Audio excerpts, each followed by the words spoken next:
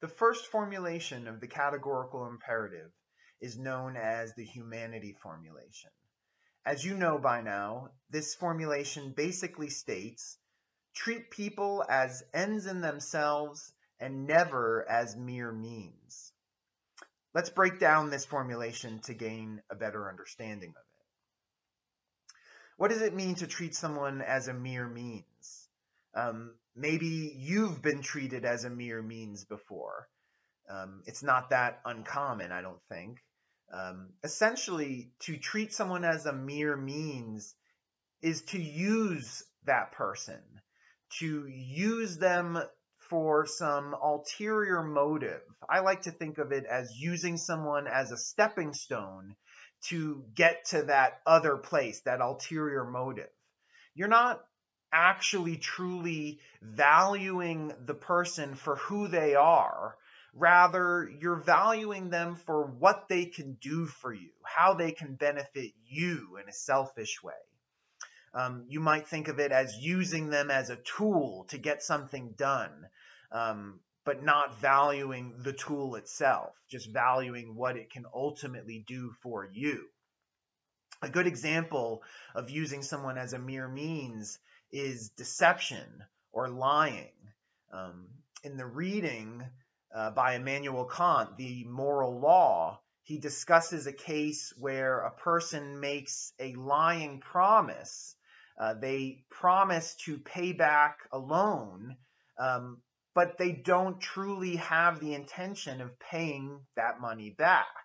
And so they lie to the person to get what they want, but ultimately they're not going to fulfill their promise. And so they are using this person. They're using them as a tool for what they can do for you or for that person, and they're not valuing the person for who they are. Each of these formulations essentially can be thought of as having two parts. So the first part of the humanity formulation is avoid treating people as mere means. Never treat someone as a mere means. But there's a second part. You have to also treat people as ends in themselves. This ultimately means respecting people's dignity, respecting people's own capacities for autonomy and rationality. But more specifically, when we say respect their dignity, we really mean we have to do things, we have to take actions that actively promote the autonomy and rationality of all human beings, yourself included. So the idea is not only do you have to avoid using people, you have to actively maybe go out of your way to promote the dignity, the autonomy and rationality of others. So, for instance, going back to the reading by Immanuel Kant, he discusses a case in which you pass someone on the street who is suffering and who needs help.